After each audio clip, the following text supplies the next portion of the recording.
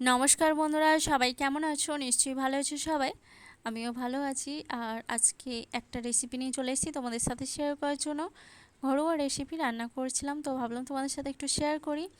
আজকে বানাবো লাউ চিংড়ি, তো সেটাই শেয়ার করি। তো চলো, কড়াইতে তেল দিয়ে দিয়েছি। তেলটা গরম হলে এখানে দিয়ে দেবো বড়ি। তো বড়িটা ভালো করে ভেজে নেব, একটু লাল লাল করে। তো ভিডিওটা এন্ড পর্যন্ত দেখতে থাকো, তোমাদেরও ভালো লাগবে। বড়িগুলো ফ্রাই হয়ে গেলে তুলে নেব।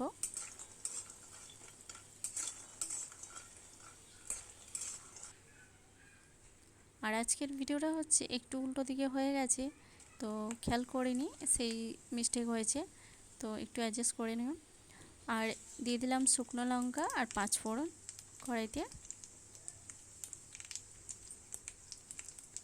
তো এইবার পেঁয়াজ কুচিটা দিয়ে দেব, দিয়ে ভালো করে ফ্রাই করে নেব।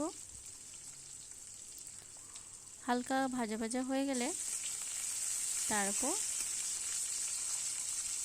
আলু কুচিটা দিয়ে দেব।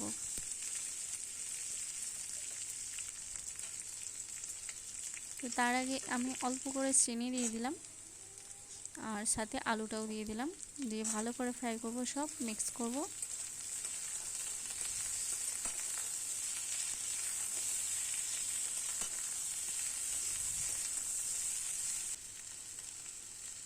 আর এখানে হালকা নুন দিয়ে দিলাম, দিয়ে ভালো করে একটু ভাজা ভাজা করে নেব।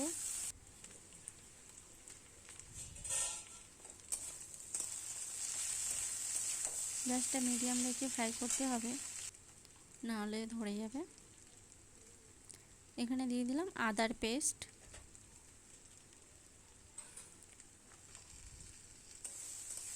আবারও মিক্স করে নিচ্ছি। আর অল্প করে টমেটো কুচি দিয়ে দিলাম।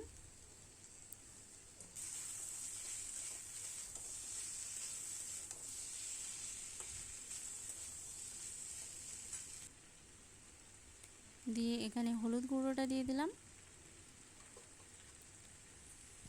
এখানে আমি লঙ্কা গুঁড়োটা আর ইউজ করলাম না, কারণ হচ্ছে আমি তরকারি কালারটা একটু হলুদ হলুদ টাইপের রাখতে চাই,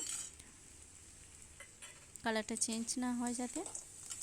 ঘরোয়া সিম্পলভাবেই রান্নাটা হচ্ছে আজকে, তাই জন্য লাল করব না তরকারিটা।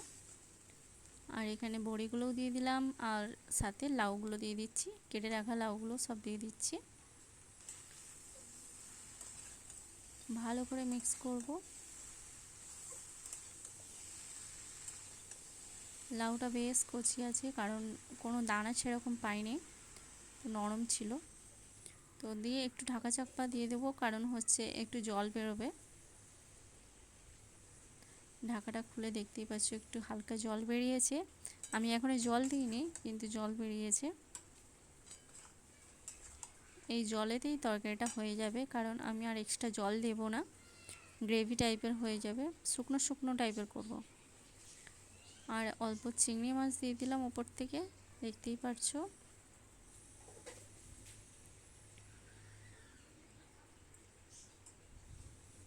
চিংড়ি মাছ তো যে কোনো তরকারিতে দিলেই ভীষণ স্বাদ হয়, তো লাউ চিংড়ি তো আরোই ভীষণ স্বাদ হয়।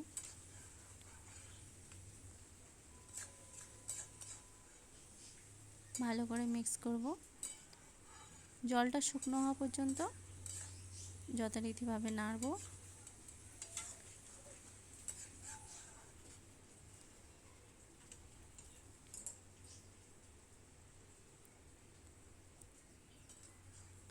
দেখতে পাচ্ছ প্রায় জলটা শুকনোর দিকে হয়ে গেছে।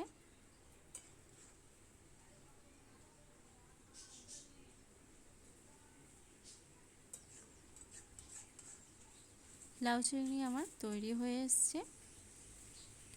এবার দিয়ে দেব গুঁড়ো মশলাটা। আমি জিরে, ধনে, শুকনো লঙ্কা গুঁড়ো করে রেখেছিলাম, তো সেই গুঁড়োটা দিয়ে দিলাম। ভাজা মশলাটা দিলে ওপর থেকে ভীষণ ভালো লাগে টেস্ট। তোমরা এইভাবে ট্রাই করো বাড়িতে। আর ঘরোয়া সিম্পল রেসিপিটা তোমাদের কেমন লাগলো একটু জানিও কমেন্টস করে। রেডি হয়ে গেছে লাউ চিংড়ি। তো আজকের ভিডিওটা আমি এখানেই শেষ করছি। তোমাদের যদি ভালো লেগে থাকে একটু লাইক কমেন্টস করে জানিও।